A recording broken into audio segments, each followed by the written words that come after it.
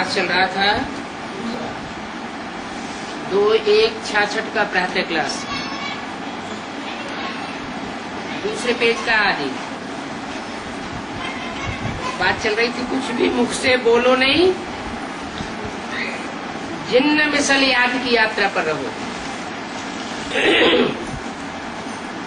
याद की यात्रा में मेहनत करो, जल्दी जल्दी ऊपर चढ़ेंगे। अगर जिन्न मिसल पुरुषार्थ करेंगे तो जल्दी जल्दी ऊपर चढ़ेंगे। एक निराकार बाप के सिवाय और कोई भी देहधारी को याद नहीं करना है। ऊपर कब चढ़ेंगे? जब एक निराकार बाप की अव्य विचारी याद होगी। निराकार बाप की, निराकार बाप की और साकार बाप की क्या मतलब हुआ? निराकार बाप कौन और साकार बाप कौन? निराकार बाप सुप्रीम सोल और साकार बाप सारी मनुष्य शक्ति का प्रजापिता। लेकिन प्रजापिता की पहचान जब तक निराकार शिव प्रवेश न करे तब तक हो नहीं सकती। और शिव की याद भी, निराकार ज्योति बिंदु की याद भी निरंतर है और सहज तब तक हो नहीं सकती जब तक वो प्रजापिता में प्रवेश न करे। तो जैसे आत्मा और शरीर का संयोग होता है तो सारा कार्य व्यवहार चलता है संसार का। आत्मा अलग हो जाए और शरीर अलग हो जाए तो कोई कार्य व्यवहार नहीं चल सकता। ऐसे ही सुप्रीम सोल जब तक अपने मुकर्रर रथ में प्रवेश नहीं करता तब तक कोई को भी निराकारी की निरंतर याद नहीं आ सकती और सहज याद भी नहीं आ सकती। शर्त एक और है कि सिर्फ एक को ही याद करे। एक को और दो को और चार को बिंदी के लिए नहीं कहा जाता।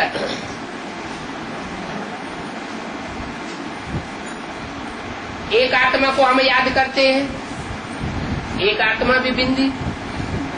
10 आत्माओं को याद करते हैं, 10 आत्माएं भी बिंदी बिंदी। तो पता कैसे चलेगा कि हमने एक को याद किया, अनेक को याद किया? जरूर कोई रूप होगा, साकार होगा, प्रैक्टिकल रूप होगा, तभी तो कहेंगे एक को याद किया। तो बोला एक के सिवाय और कोई देहधारी को याद नहीं करना। मनुष्य को भगवान नहीं कह सकते। क्या? मनुष्य माना जो मनु की औलाद हो। मनु कहा जाता है मनन चिंतन मंथन करने वाले सुपर अथॉरिटी को, ब्रह्मा को कहते। ब्रह्मा के संकल्प से सृष्टि रची गई तो वो तो संकल्प करने में सुप्रीम अथॉरिटी हुआ। और उस मनु की जो संतान होते हैं उनको कहा जाता है मनुष्य। वो और कोई जन्म में नहीं होते, सिर्फ कलयुग के अंत और सतयुग के आदि में ही मनु की संतान होते हैं। ब्रह्मा की संतान ब्राह्मण कहो, मनु की संतान मनुष्य कहो। इसलिए शास्त्रों में गायन है कि मनुष्य जन्म दुर्लभ है। सतयुग में देवताएं होते हैं, त्रेता में क्षत्रिय होते हैं, द्वापर में वैश्य होते हैं, कलयुग में सब शूद्र होते हैं। मनु की औलाद कभी होते नहीं। जब मनु प्रैक्टिकल में मौजूद हो तब कहा जाए मनुष्य मनु की औलाद। तो मनुष्य को भगवान नहीं कह सकते। माने जिसके अंदर भी मनन चिंतन मंथन जब तक चलता है, अकल बुद्धि मन दिल डुलायमान होता है, चंचल होता है, तब तक वो मनुष्य है, भगवान नहीं हो सकता। भगवान उसको कहा जाएगा जिसको कोई चिंता न हो,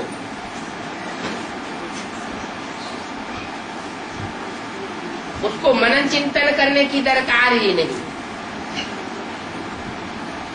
मनन चिंतन वो करते हैं जिनको अपने बारे में और दूसरों के बारे में कोई पता नहीं होता। सुप्रीम सोल तो जिसमें प्रवेश करता है उसकी निराकारी ऐसी स्टेज बनाए देता है तो उसे संकल्प चलाने की दरकार ही नहीं, क्योंकि उसे अपने पार्ट की अनुभूति हो जाती है। जिसे अपने पार्ट की अनुभूति हो जाए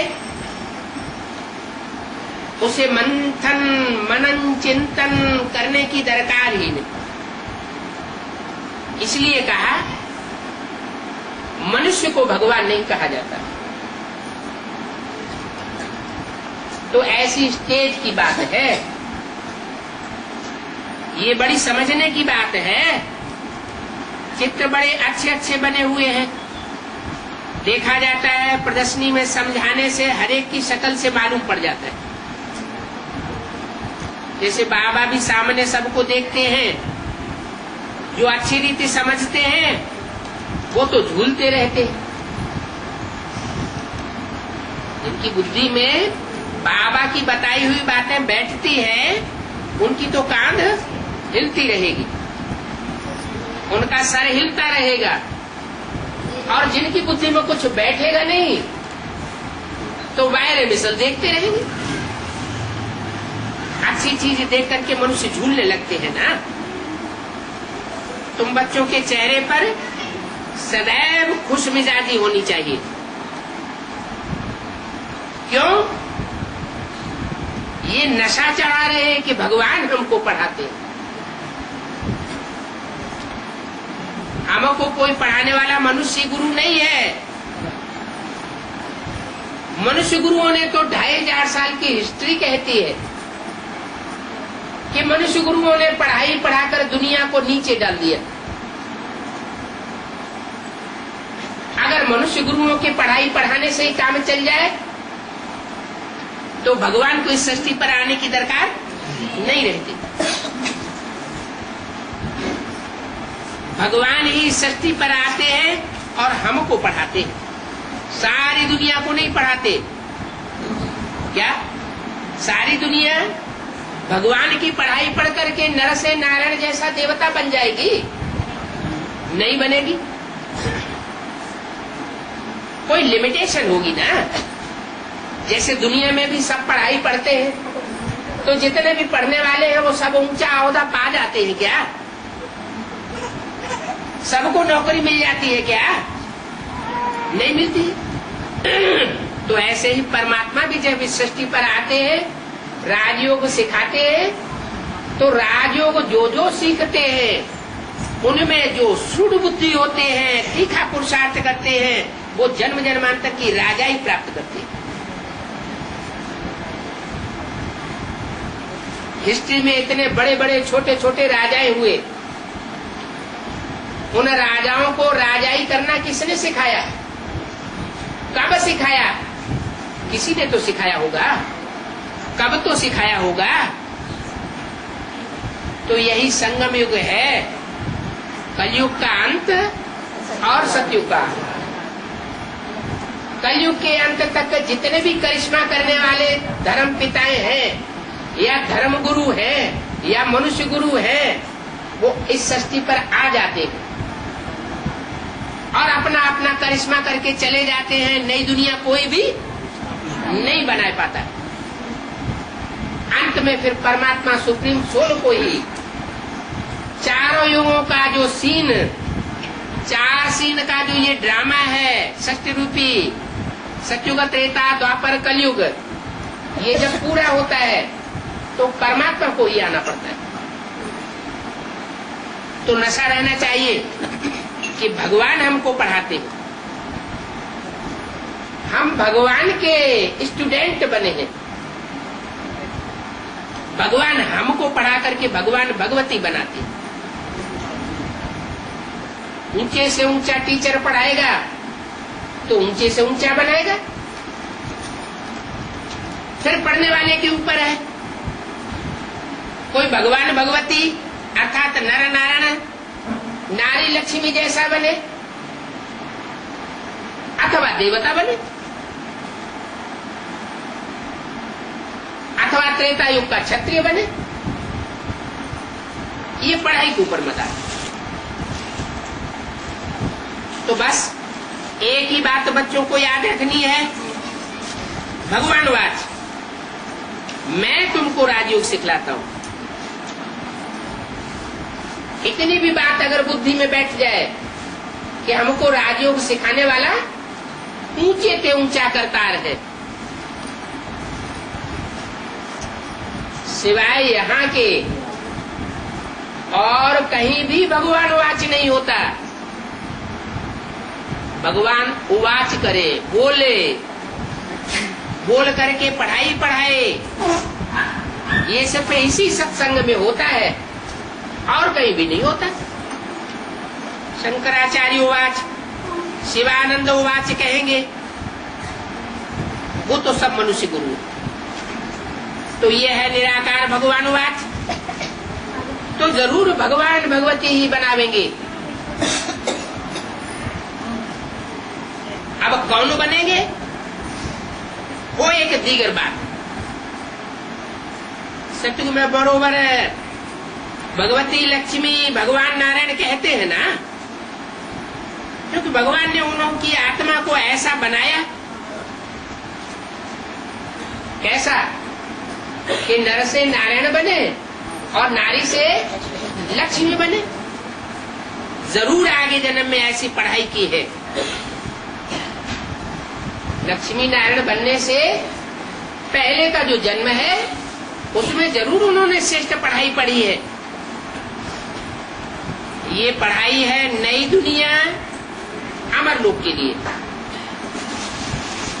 बहुतों को ये गलत फहमी हो जाती है कि जैसे वो गुरु लोग छू मंत्र काली करते हैं तो इस जन्म के लिए फायदा हो जाता है। बाप कहते हैं मैं आत्मा को पढ़ाई पढ़ाता हूँ,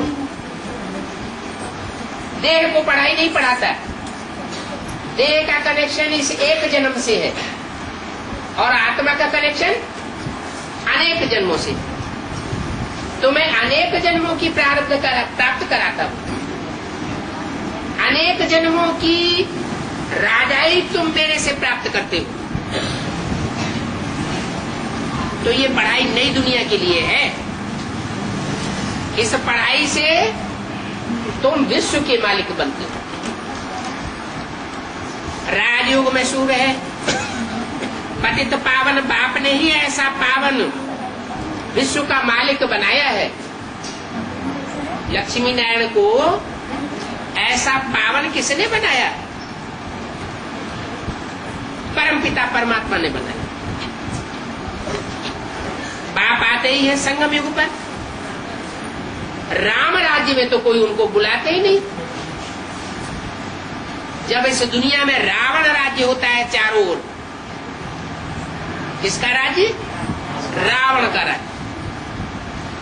राम के राज्य में और रावण के राज्य में क्या अंतर दिखाते हैं? रावण को अनेक सिर है और राम को एक सिर। माने वो एक ही बुद्धि वाली बात बताता है। क्या कोई दुकान होती है ना तो कहते हैं एक दाम, एक ही बात। तो वो सुप्रीम सोल भी आकर के बताते हैं कि गॉड इज ट्रुथ कहा जाता है। सत्य एक होता है, सत्य अनेक नहीं हो सकते। तो मैं आकर सत्य बात बता करके सतयुग की स्थापना करता हूं।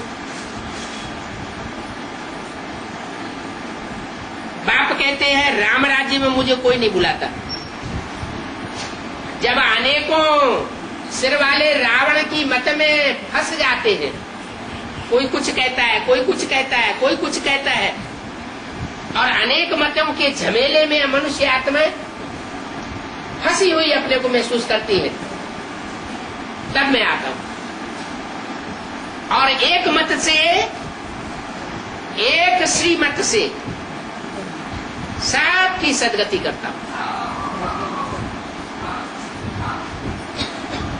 राम राज्य में कोई नहीं बुलाते कि हे पतित पावन आओ, क्योंकि वहां तो होते ही है पावन। कोई कोई कहते हैं युगे युगे आते हैं, जैसे गीता में कहा है संभवामि युगे युगे, मैं हर युग में आता हूं। अरे सतयुग में तो है ही सत्य का राज्य, नारायण का राज्य। त्रेता में है ही राम राज्य। द्वापर में भी इतना दुख नहीं होता, कलयुग में बहुत दुख हो जाता है, और वो भी कलयुग के अंत में रौरव नरक हो जाता है। जब बच्चे जास्ती दुखी होते हैं तब मैं आता हूं। कोई भी बाप अपने बच्चों के लिए नया मकान बनाता है, कब बनाता है? जब मकान पुराना हो जाता है, तामसी हो जाता है, तो बनाता है। पुराना मकान तोड़ करके नया बनाता है। तो ये सृष्टि भी एक मकान है। इस मकान की 4 अवस्थाएं जब पूरी होती है, सतयुग, त्रेता, द्वापर, कलयुग, तो ये मकान बहुत दुखदायी हो जाता है। तो परमात्मा आकर के उसे नया बनाता है। तो न सतयुग में उसे आने की दरकार, न त्रेता में आने की दरकार, न द्वापर में आने की दरकार। चारों युगों में नहीं आता, चारों युगों के अंत में आता है। इसलिए शास्त्रों में गायन भी है कल्पांतकारी, माने चारों युगों का जो अंत होता है, कल्प का अंत, उसमें आता हूं।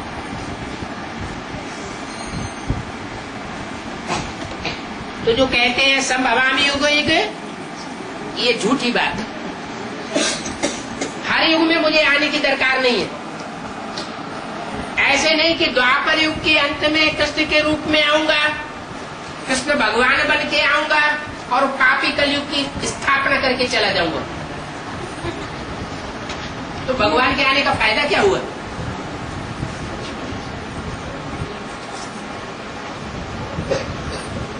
संगम तो होता है, सतयुग त्रेता का संगम होता है, त्रेता द्वापर का संगम होता है, द्वापर कलयुग का संगम होता है, कलयुग और सतयुग का संगम होता है।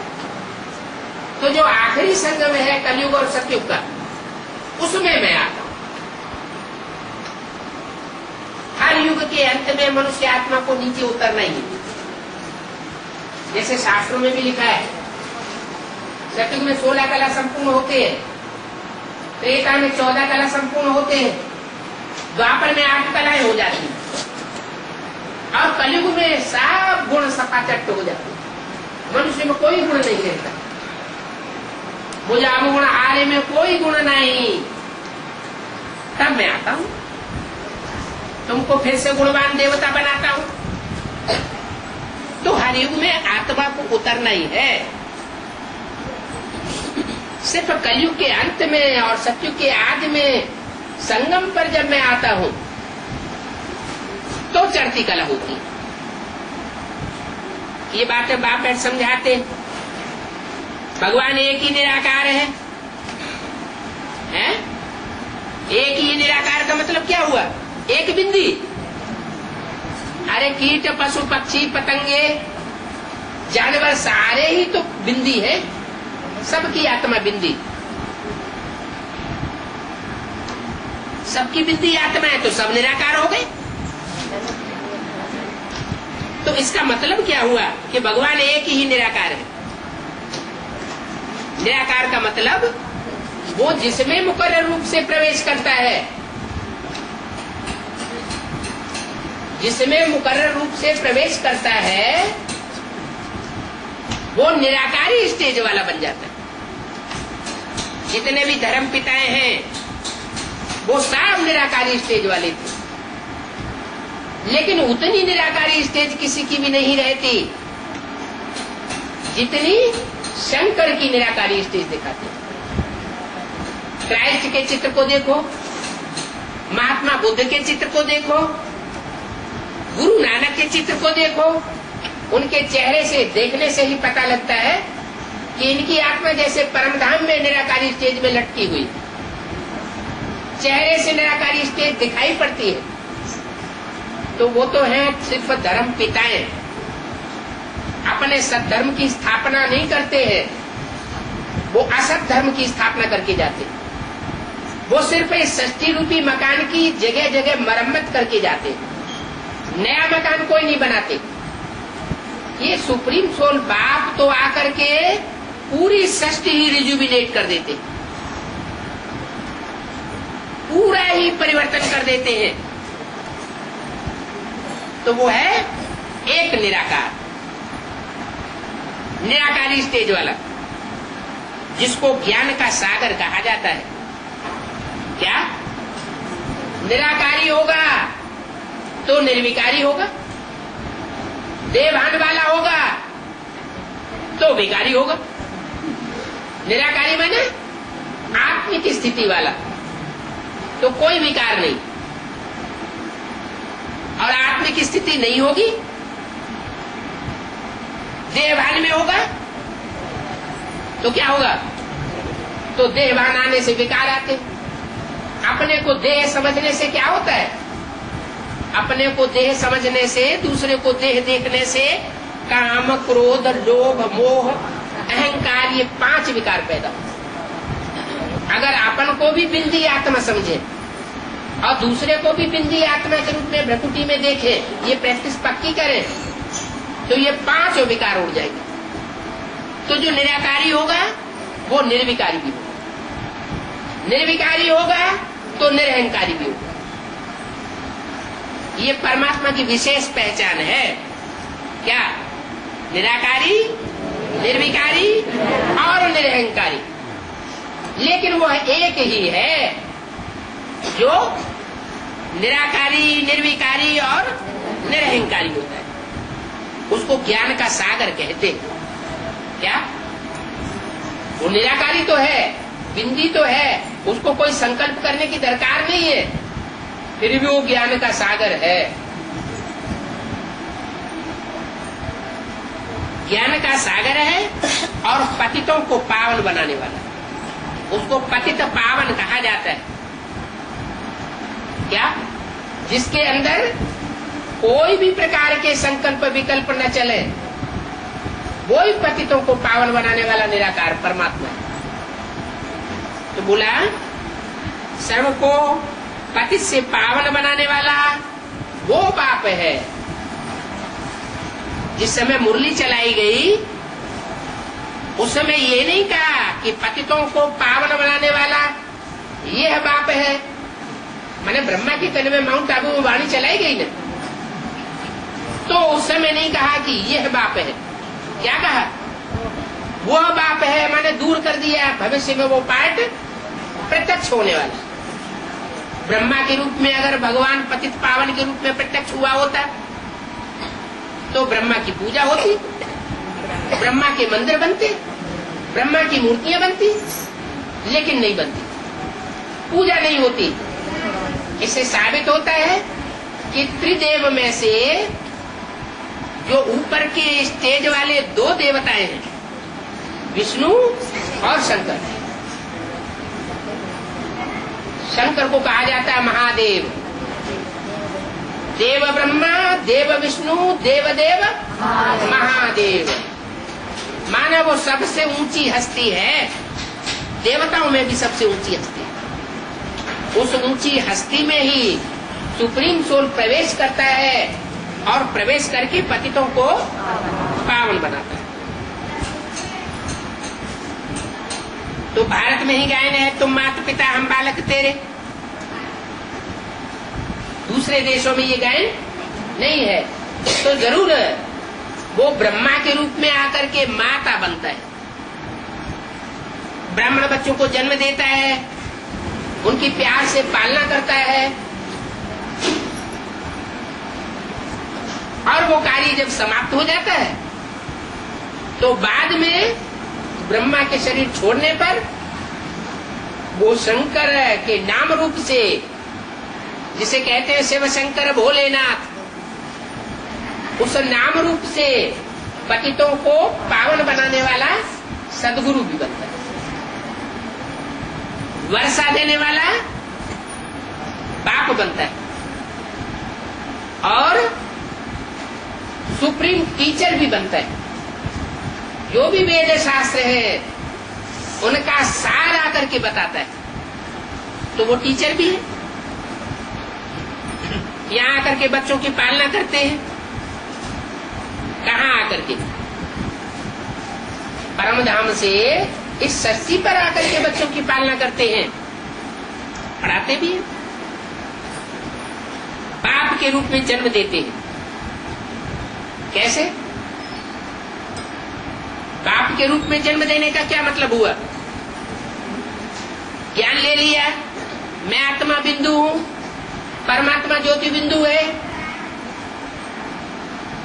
सृष्टि के चारों युगों का चक्र कैसे फिरता है वो भी जान लिया, तो क्या हमें अपनी आत्मा की पहचान हो गई है? ये पहचान तो सबको हो गई कि मैं आत्मा बिंदु। असली पहचान ये है कि मैं आत्मा इस सृष्टि रूपी रंगमंच पर सबसे श्रेष्ठ पार्ट बजाने वाली कौन सी आत्मा हूं? मुझे आत्मा ने 84 चोले धारण किए, उन 84 चोलों में सबसे श्रेष्ठ मेरा पार्ट कौन सा है, ये आत्मा को पता लग जाए। आत्मा पार्टधारी है, रंगमंच पर पार्ट प्ले करती है, अनेक चोले बदलती है, तो उसे अपने श्रेष्ठ पार्ट का पता होना चाहिए। तो बाप आकर के बताते हैं कि मैं तुम्हें जन्म देता हूं, माना बाप जब तक नहीं आते तब तक हमें अपने आत्मा के स्वरूप का साधारण परिचय भी नहीं मिलता कि मैं आत्मा बिंदु, और विशेष परिचय भी नहीं मिलता कि मैं आत्मा 33 करोड़ देवताओं में से कौन से देवता का विशेष पाठ बजाने वाली हूँ, कौन सी देवी का विशेष पाठ बजाने वाली हूँ। तो वो आकर के पहचान देता, माना बाप आकर के हमें जन्म देते हैं। जन्म देना माना हमारे स्वरूप की प्रत्यक्षता करते हैं। जैसे बच्चा पैदा होता है, जब तक पैदा नहीं हुआ है तब तक गर्भ में गुप्त है, नहीं जानते कि बच्चे का रूप क्या होगा, स्वरूप क्या होगा। जब बाहर आता है तो प्रत्यक्ष होता है। तो ऐसे ही जो भी ब्राह्मण बच्चे पढ़ाई पढ़ने वाले हैं, वो सुप्रीम सोल बाप की पढ़ाई पढ़ करके अपने स्वरूप को पहचान लेते कि मुझे आत्मा का कौन सा स्वरूप है, तो पढ़ाते भी है, फिर यात्रा भी सिखाते हैं। ये है तुम्हारी रूहानी यात्रा। कलयुगी गुरु तो इसी रूहानी यात्रा को जानते नहीं। रूहानी यात्रा सुप्रीम रूह सिखाते हैं। जिस्मानी यात्राएं जिस्मानी पंडे सिखाते, ले जाते हैं, और रूहानी यात्रा रूहानी बाप सिखाते हैं। क्या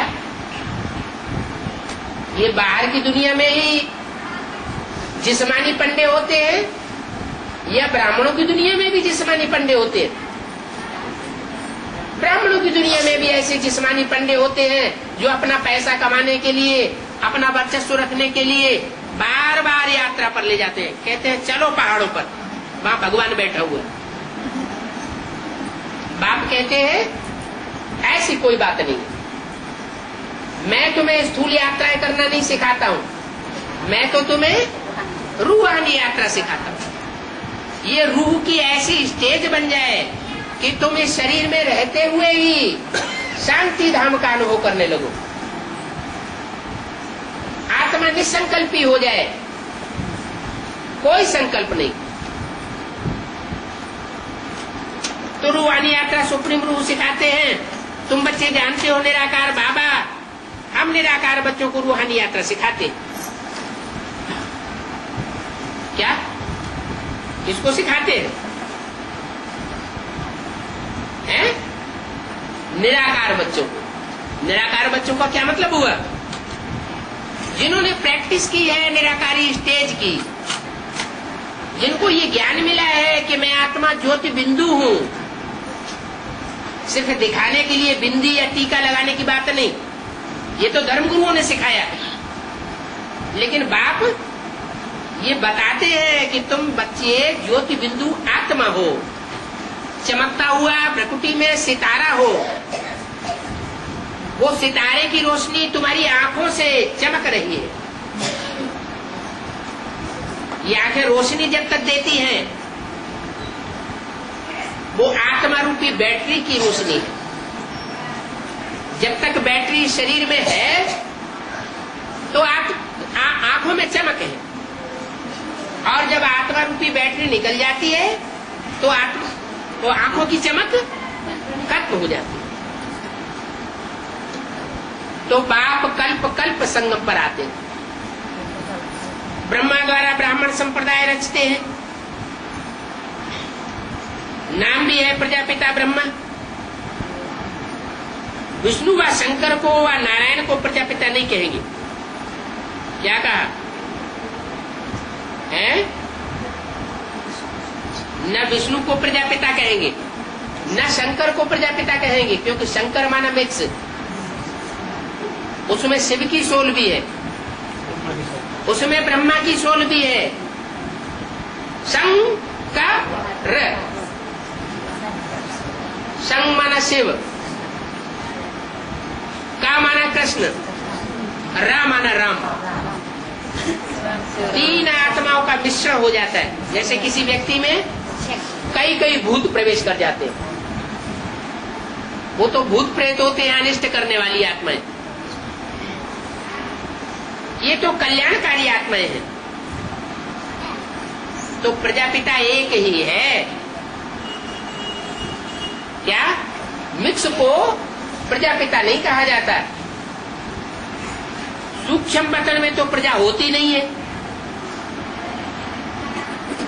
प्रजा कहाँ रची जाएगी? साकार सृष्टि पर रची जाएगी या ऊपर सूक्ष्म बतन परम धाम में रची जाएगी? साकार सृष्टि पर। नई दुनिया में है विष्णु का राज्य, अर्थात तो दो रूप लक्ष्मी नारायण का राज्य कहा जाता है। दो रूप कौन कौन? एक सतयुगी लक्ष्मी नारायण और एक संगमयुगी लक्ष्मी नारायण। तखत के पिछाड़ी विष्णु का रूप रखें तो भी एक ही बात है, साक्षात्कार भी विष्णु का होता है। ये प्रवृत्ति मार्ग का अर्थ समझाने के लिए है। क्या विष्णु माना चार भुजाएं मिक्स हो गई, माना दो पेयर हैं, दो युगल हैं, जिनके स्वभाव संस्कार मिलकर के एक हो जाते। कौन कौन दो युगल? राम के साथ सीता और कृष्ण के साथ राधा। ये तो उनके हुए त्रेतायुगी सतयुगी नाम। अब वर्तमान संगम युग के नाम कौन कौन से हैं? ब्रह्मा के साथ सरस्वती, उन्हीं आत्माओं के नाम है। ब्रह्मा के साथ सरस्वती और शंकर के साथ पार्वती। ये चारों आत्माओं के संस्कार और स्वभाव मिलकर के जब एक हो जाए तो विष्णु बना। बाकी कोई चार भुजाओं का कोई व्यक्ति नहीं होता है जो विष्णु कहा जाए। अगर हुआ होता तो उसके कुल में आज भी चार भुजाओं के लोग पैदा होते। लेकिन ये समझने की बातें हैं। प्रवृत्ति मार्ग का अर्थ है, इसका अर्थ तुम बच्चों को समझाया जाता है। विष्णुपुरी में लक्ष्मी नारायण का राज्य है, ये बातें तुम बच्चे समझते हो। बरोबर हम विष्णुपुरी के मालिक बनते हैं। तुम ये ऐलान भी कर सकते हो कि हम ब्रह्मा कुमार कुमारी बेहद की बाप की श्रीमत पर तन मन धन से भारत की सेवा करते हैं। क्या ऐलान कर सकते हो कि हम अपने ही तन मन धन से नई दुनिया नए राज्य की स्थापना करते हैं। हम किसी से भीख या डोनेशन नहीं लेते। जो भीख और डोनेशन लेने वाले हैं वो कभी भी नई दुनिया की स्थापना नहीं कर सकते। हम पवित्र वन रूहानी यात्रा सीखते हैं। आधा कल्प तो जिस्मानी यात्रा करते आए हैं। अभी हम एक जन्म में रूहानी यात्रा करते हैं। सतयुग में भी यात्रा होती नहीं है। हमको एक ही यात्रा में बादशाही मिल जाती है। बार बार यात्रा करने की हमको दरकार ही नहीं।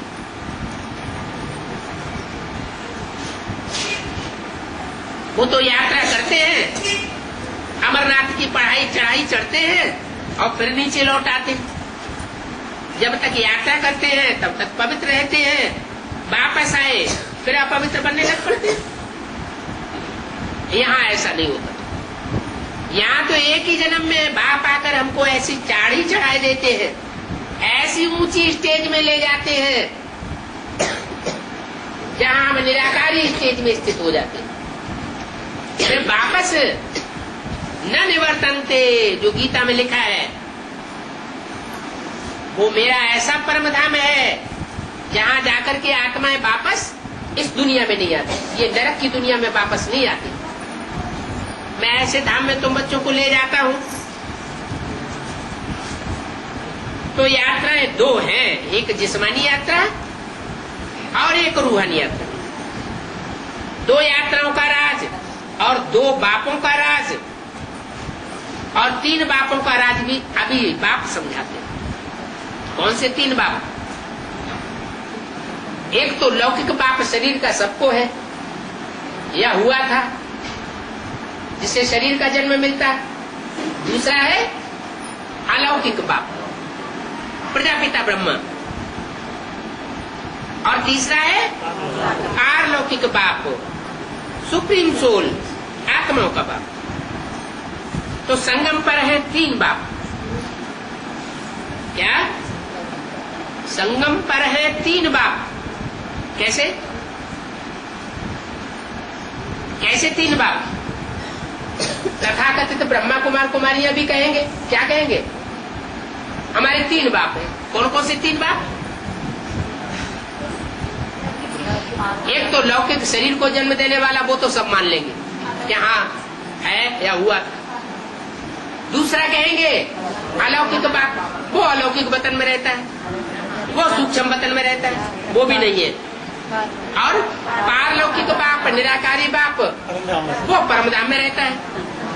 तो फिर रहता परमधाम में है, रहता सूक्ष्म वतन में है। तो यहाँ कहाँ हुआ ना? यहाँ नहीं हुआ ना। बाप तो कहते हैं यहाँ तुम्हारे तीन बाप होते हैं इस साकारी सृष्टि पर। ये बातें हैं बिल्कुल नई। बाप जब नया धर्म नई दुनिया स्थापन करते हैं तब नई बातें सुनाते हैं। ये दुनिया में कोई इन बातों को सुनाता नहीं है। कोई भी शास्त्र में ये बातें नहीं है। पतित पावन बाप को भी पतित शरीर में आना पड़ता है। क्या कोई सन्यासी या कोई ऋषि मुनि के तन में आवे, कोई कन्या के तन में आवे, ये कायदा नहीं। क्यों? कन्या के तन में आवेगा, कन्या को तो संग का रंग लग जाता है। कन्या के तन में सुप्रीम सोल बाप आवे और सब आकर के उससे मिलने लगेंगे तो कन्या की तो हालत ही खराब हो जाएगी। बाप कहते हैं मैं पवित्र कन्या के तन में नहीं आता हूँ, सन्यासियों के तन में भी नहीं आता हूँ। मैं तो पतित कामी कांटे में आता हूँ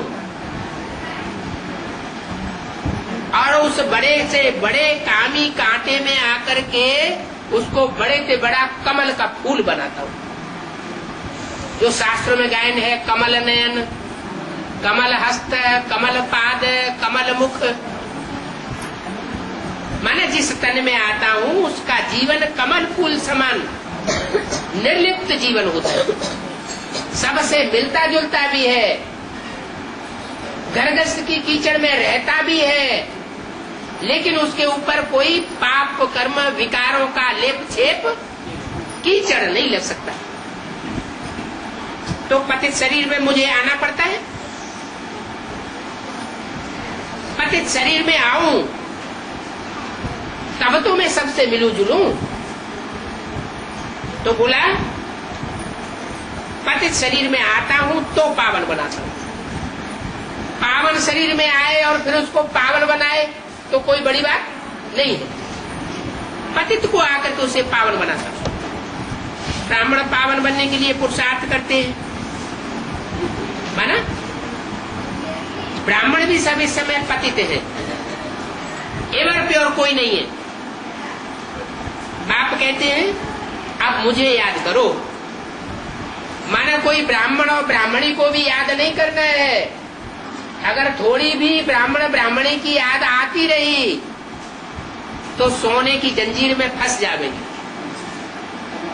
और अगर सोने की जंजीर में फंस गए तो निकलना बहुत मुश्किल है। क्यों? क्योंकि लोहे की जंजीर माने लौकिक दुनिया वालों का मोह।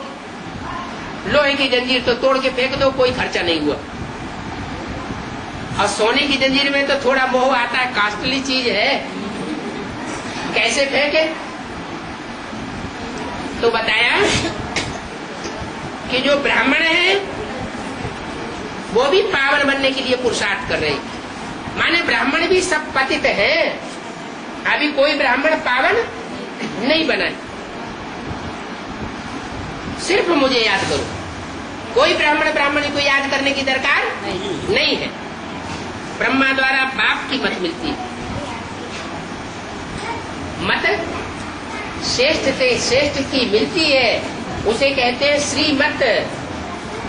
श्रीमत भगवत गीता, भगवान की गाई हुई गीता ज्ञान का गीत, वो मिलती तो है लेकिन ब्रह्मा द्वारा मिलती है।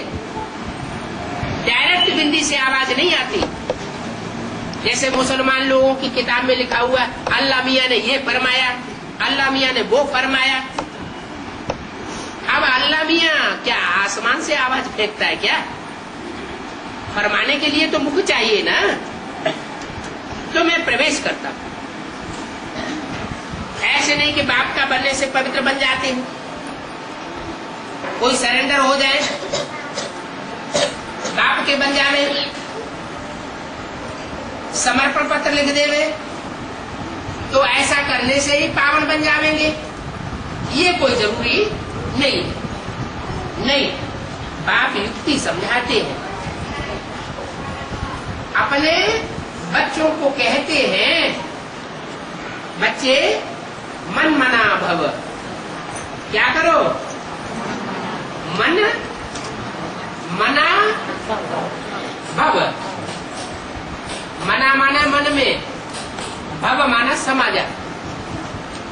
अपने मन को मेरे मन में समा दे। माना जैसे मैं निसंकल्पी स्टेज वाला हूं, वैसे तू भी निसंकल्पी स्टेज वाला हूं। माना सैंपल सामने रख दिया ब्रह्मा का, प्रजापिता का, कि जैसी उसकी मन बुद्धि है वैसी ही तुम बच्चों की मन बुद्धि भी होनी चाहिए। कोई भी बातों में क्रॉस नहीं होना चाहिए। वाचा से क्रॉस हो जाए, प्रजापिता ब्रह्मा के द्वारा कुछ बोला जाए और बच्चे कुछ और बोले, कर्मेंद्रियों में क्रॉस हो जाए, बाप कुछ और कराना चाहता है, करना चाहता है, बच्चे कुछ और ही उल्टा करने लग पड़े। नहीं, वाचा में भी क्रॉस न हो, कर्मेंद्रियों से भी क्रॉस न हो, और मनसा के संकल्पों में भी किसी बात में क्रॉस नहीं होना चाहिए। माना जो बाप का संकल्प तो बच्चों का संकल्प होना चाहिए। यानी संकल्प मात्र भी विरोधाभास न हो। जैसे बाप चलाना चाहे वैसे चले।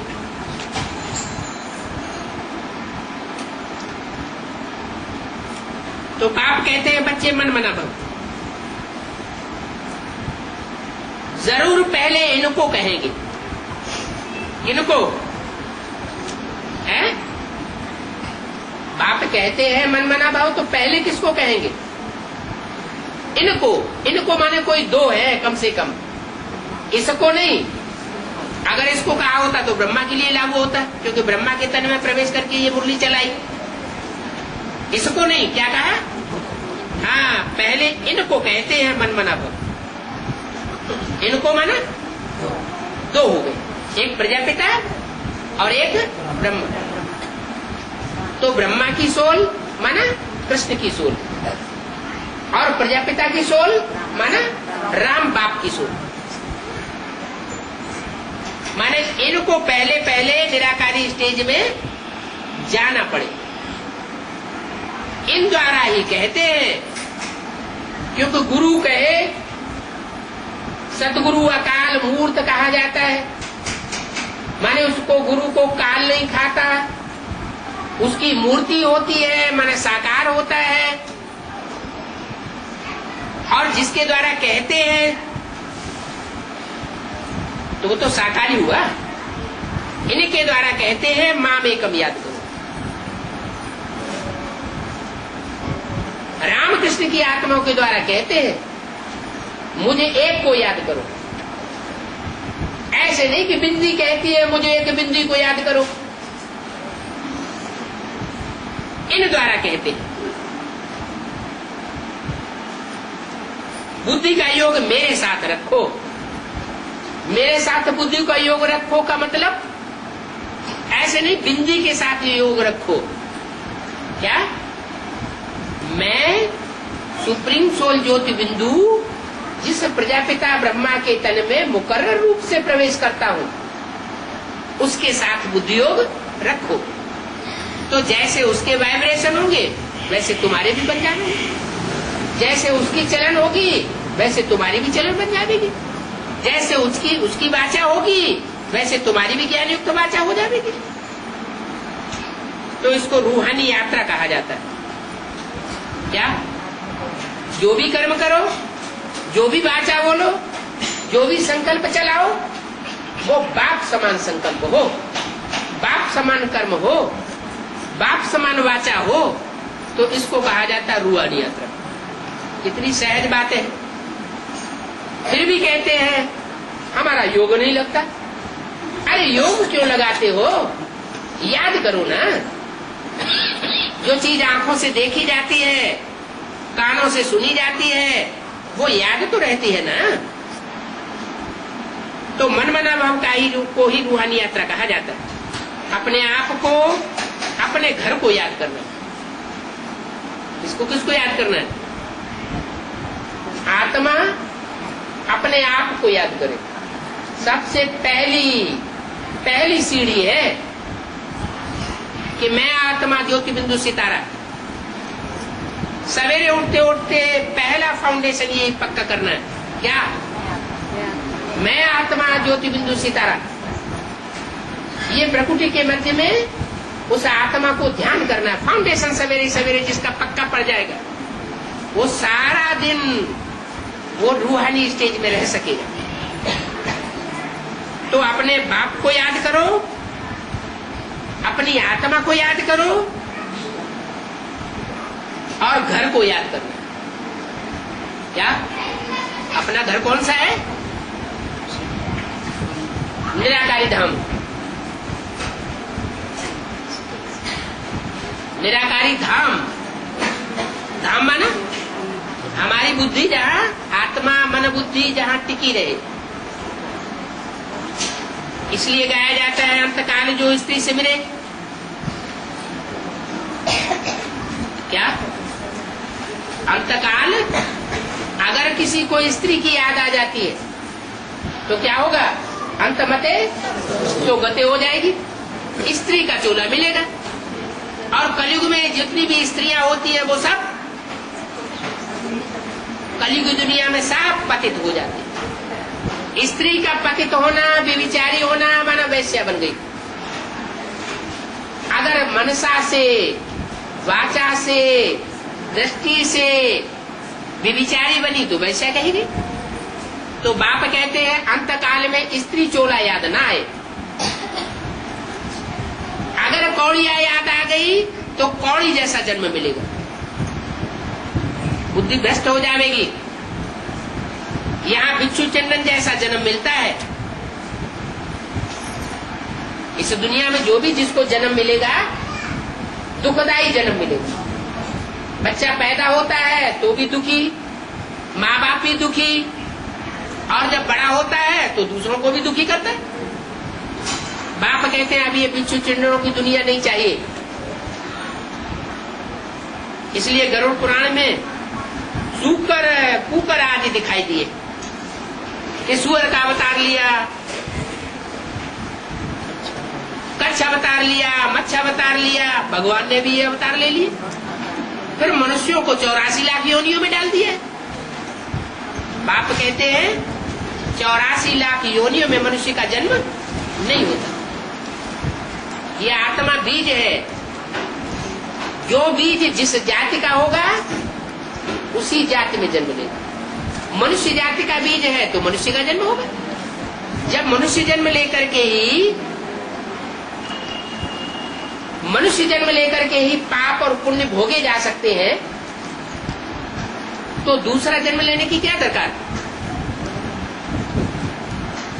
बैंगन का बीज होगा तो बैंगन का ही पौधा बनेगा, आम का बीज होगा तो आम का ही पौधा या वृक्ष बनेगा।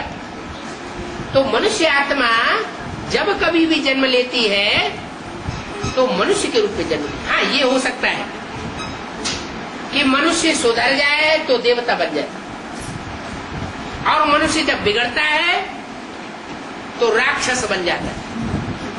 जैसे उत्तर भारत में डकैत हुए या दक्षिण भारत में वीरप्पन हुआ, कितनों को हत्याएं कर दी। तो नीचे गिरता है तो राक्षस, ऊपर उठता है तो देवता, और बीच में है मनुष्य। तो अब ये मनुष्यों की सृष्टि नहीं चाहिए, ये बिच्छू टिंडन की सृष्टि नहीं चाहिए। अभी बाप आए हैं मनुष्य को देवता बनाने। अभी बाप चाहते हैं कि देवताओं की सृष्टि हो, सुख की दुनिया हो। हर आत्मा की अंदर से ये आवाज है कि हमें सुख मिले, दुख न मिले।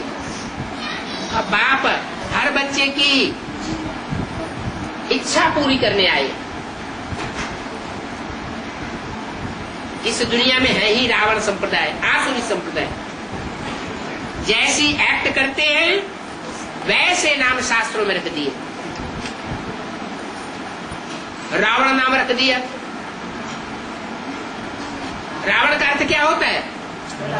रुलाने वाला। रावयते लोकान, जो लोगों को रुलाता है वो है रावण। राम, जो लोगों को आनंद में रमण कराता है, किसी प्रकार का कोई दुख नहीं देता, उसको कहते हैं राम। कृष्ण, कृष्ण माना आकृष्ट करना, जो आत्माओं को आकर्षित करता है अपनी तरफ, वो है कृष्ण। युधिष्ठिर, युधिष्ठिर माने युद्ध में स्थिर रहने वाला, भाग जाने वाला नहीं, स्थिर रहने वाला। दुर्योधन, दुष्ट युद्ध करने वाला। एक युद्ध होता है, नीति नियम प्रमाण युद्ध किया जाता है, तरीके से लड़ाई लड़ो। एक ऐसा होता है कोई नियम प्रमाण, कोई नियम वगैरह हम नहीं मानते, हम जहां मौका देखेंगे हम तो खलास कर देंगे। तो ये जो नाम है शास्त्रों में, वो किस समय की यादगार है? वर्तमान समय जब परमात्मा इस सृष्टि पर आता है संगम युग पर, तो जो जो जैसे काम करता है वैसे वैसे उसके नाम रख दिए जाते। तो अभी चेहरे तैयार हो रहे हैं ब्राह्मणों की दुनिया में। कौन का राक्षसी चेहरा है, कौन का देवताई चेहरा है, वह थोड़े समय में ही प्रत्यक्ष होने वाला है। नंबरवार पुरुषार्थ अनुसार प्रत्यक्ष होने वाला है। अभी बाप कहते हैं सीधा तरीका बताता हूं, मन मना बन, मेरे मन में समा जा, मेरे को याद कर, और मुझे एक को याद कर। अगर व्यभिचारी याद होगी तो फायदा होने के बजाय नुकसान होता रहेगा और घाटा पड़ जाएगा। माला का मणका नीचे उतर जाएगा। क्या रुद्रमाला है ना, वो 500 करोड़ की भी रुद्रमाला है। तो 500 करोड़ के जो मणके हैं वो अभी ऊपर नीचे हो रहे हैं। 33 करोड़ की भी माला, 33 करोड़ देवताएं होते। फिर 9 लाख की भी माला, 9 लाख हार कहा जाता है। आसमान में 9 लाख सितारे कहे जाते हैं, वो हैं आसमान के जड़ सितारे। और तुम बच्चे हो धरती के चैतन्य सितारे। ये धरती के चैतन्य 9 लाख सितारे अब सारी दुनिया में चमक मारने वाले हैं ज्ञान की। ऐसी चमक मारेंगे कि सारी दुनिया में परमात्मा बाप, वो जो निराकार है, जिसको अपना शरीर नहीं है, वो सारी दुनिया में प्रत्यक्ष हो जाएगा।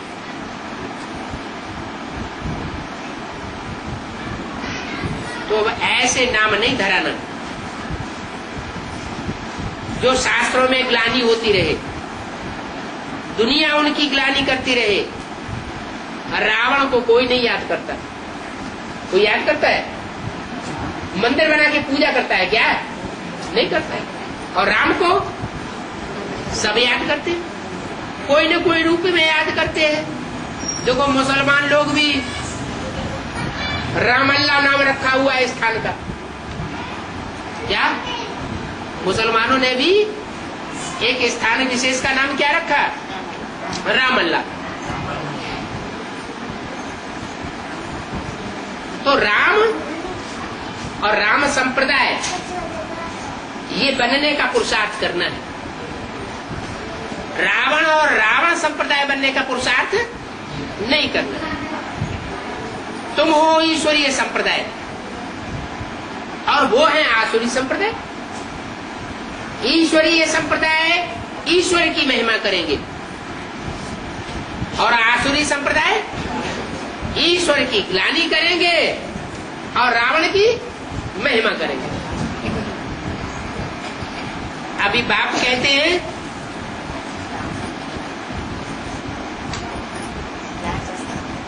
कि अगर बाप को याद नहीं करते,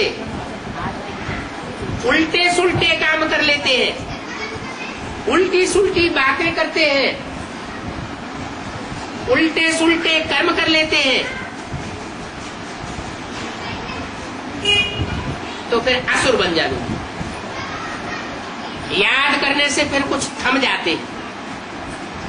जब तक याद में रहते हैं तब तक थमे रहते हैं, और जहां याद टूटी और संग का रंग आसुरी दुनिया का लगना शुरू हो जाता।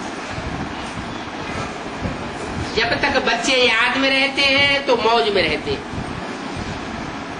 और जब बाप को भूल जाते हैं तो आपस में एक दूसरे से लड़ने झगड़ने लग पड़ते हैं। आगे तुम बच्चों को ये प्रैक्टिस कराई जाती थी, एकदम सूक्ष्म बतन बनाओ, आवाज बिल्कुल न हो, क्योंकि सूक्ष्म बतन में तो हर बात सूक्ष्म होती है। बातचीत भी सूक्ष्म इशारे से। कोई भी आवे तो समझे कि देखो ये कितना शांत में रहते हैं, हम जैसे सूक्ष्म वतन में। फिर अंत में मूल वतन चले जाएंगे। मूल वतन में ना, जहां आत्माएं मूल रूप में, बिंदु बिंदु रूप में रहती हैं, जिसको अंग्रेज लोग कहते हैं सोल वर्ड, सुप्रीम एबोर्ड। मुसलमान लोग कहते हैं अर्श, खुदा अर्श में रहता है। तो फिर हम सब मूल वतन में चले जाए। आवाज कम, इसको रॉयल्टी कहा जाता है, क्योंकि तुम बच्चे विश्व के रॉयल मालिक बनते हो ना। तुम समझते हो हम कितने लायक बनेंगे और कितने रॉयल बनेंगे। फिर जब पतित बनते हैं तो अपने ही चित्रों की बैठ पूजा करते। हम ही देवताएं थे सतयुग में। फिर द्वापर कलयुग में जब नीचे उतरते हैं, भिखारी बनते हैं, तो अपने ही देवताओं के रूप बैठ करके पूजा करने लग पड़ते। तो ये सारे रात बाप बैठ बच्चों को समझाते। अच्छा, ओम